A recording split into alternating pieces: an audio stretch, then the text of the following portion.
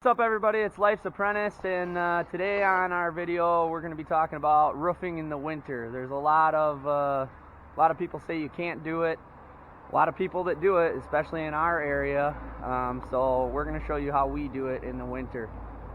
If you look behind me here, we're doing this little section of roof right here. It's in really rough shape. Butts up to the house here. It's only like 400 square feet. But the first thing we're gonna do, it's about 30 degrees right now. We got a whole bunch of snow up here. So step number one is we're gonna get all this snow off of here and try to get this roof melted off.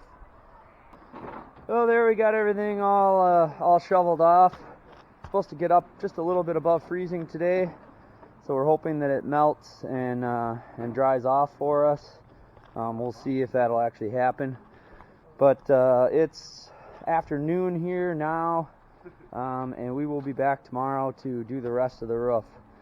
So day one took us about 15-20 minutes to shovel this off, and we'll be back tomorrow. Well, it's the next day. We're back on the roof. You can see here it melted off pretty good. You can see over here how bad a shape this roof is in. You can see here all these tabs are falling off. So, you know, in this case, we're roofing out of necessity. What I'd really like to take some time right now and explain, because the point of this video is, can you roof in the winter, or should you roof in the winter? And there's pros and cons to roofing in the winter and roofing in the summer. We have a short season here. We have probably about 5 months of winter around here, and most of the roofs that we're doing in the winter time are out of necessity.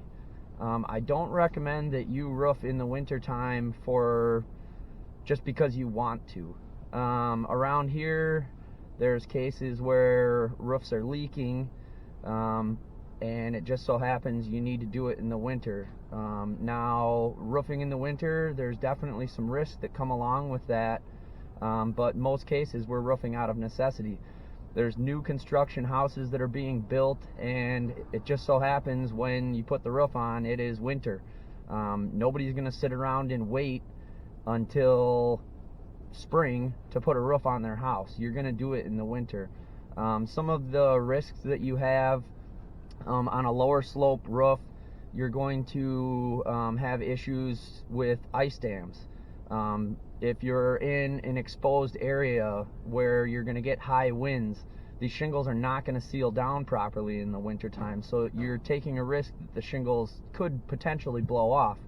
Now, in our case, with our company, if we're doing anything in the winter, we're going to warranty all that kind of stuff, so if it does happen, we take care of it, no cost to the customer.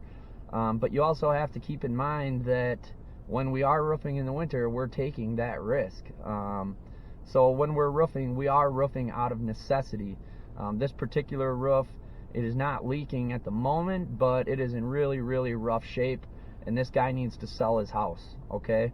One of the things that came up as a flag on the home inspection is this back roof.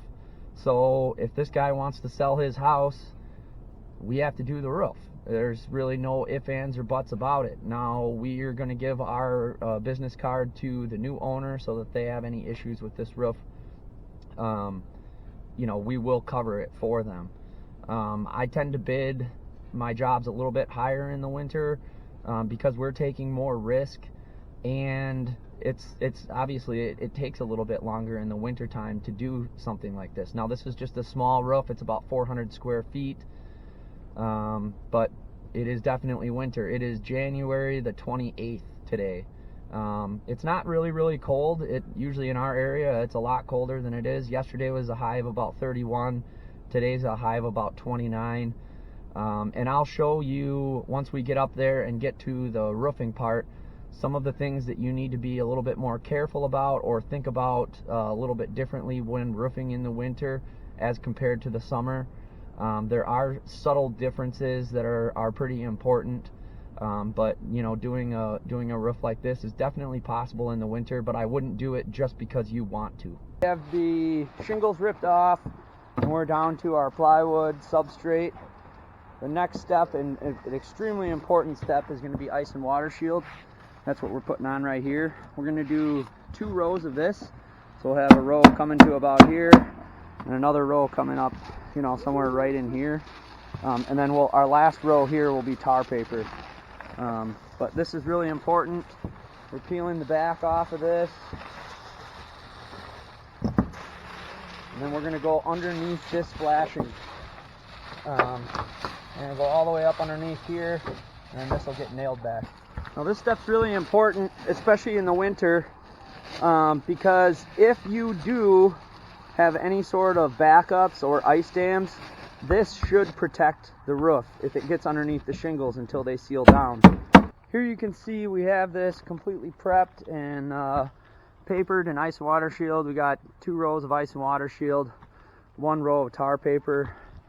This tar paper is just a tiny bit short to reach the peak, but that's okay because we're going to have shingles and ridge that go over this. Now the other thing I want to show you, now this is important whether it's winter or summer, is your offsets. So here we have our starter. You can see the seam right here. You have 6 to 8 inches offset on each one of these rows, all the way up. And I see people make this mistake a lot, where these are not properly spaced out. Another thing I want to show you that's really, really important this time of year. Now I put in some nails up on the top here, just to show you. This is on the peak, so these nails aren't going to affect the roof in any way because the ridge is going to go over the top of this. But in the winter time, your nail pressure is extremely important if you're using a nail gun. You can see here, this nail is overdriven and it's broken through the mat. So this nail is not going to hold anything. And if you look to the left here, this nail is underdriven. So eventually, if this was on a normal course, this nail right here would wear through the shingle. So you want to make sure that your nail is just like this. Just flush. You don't want to break the mat of the shingle because you're going to lose all of your wind resistance and all of your basically the entire shingle is junk if your nails are improper. And I see it all the time when shingles blow off.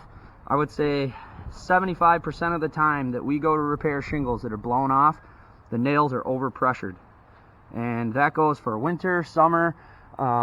I mean, these shingles are just as susceptible to overpressuring right now as they are when it's really hot. So they're hard to work with when it's really cold or when it's really hot. Especially right now though, we want to make sure that we do not do this. And if you're really worried about it or your nail gun is doing this, nail by hand if it's winter time. You don't have a choice. If you want those shingles to stay on, you're going to have to nail it by hand. Our Bostitch nail guns, if you look right here, this little dial right here is how you adjust the pressure on your gun. So you don't have to adjust it on the compressor. You can adjust it right on the gun. Really nice. So we're going to get the shingling and get all this finished up, this side and this side. And I'll be back with you here in a minute. Well, some of the difficulties of roofing in the winter, I'm pretty sure you can see. These shingles are absolutely frozen. They're difficult to cut. You can see here, I just broke the hook blade. They're difficult to cut. They're frozen, they're cold. Some of the other difficulties in the winter, if you can see down there, we laid tarps down, but cleanup is definitely a lot more difficult. Depending on the temperature, your nail guns will freeze up on you, your hoses will freeze. There's definitely some difficulties. Well, we're getting close here. We've got a few more rows to go here. We're starting some of the ridge here. One thing I'll tell you in the winter time, another tip, make sure that you are using metal vents and metal boots. Do not use plastic. Do not use plastic. They're just going to break, but they're going to be more brittle when it's cold. Always use metal. I would recommend you use metal vents all the time, because if you use a plastic one, squirrels and birds will end up getting inside your attic. But make sure you're using metal in the winter. Oh, here you can see the finished product. Everything's all done. We got a little bit of cleanup left to do. We didn't really try to give her too hard today. There was 3 of us. This took us about 4 hours from start to finish.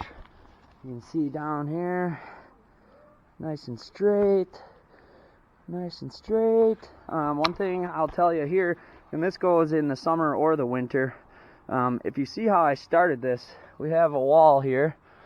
The ridge is almost always going to be the most susceptible to blow off in the wind.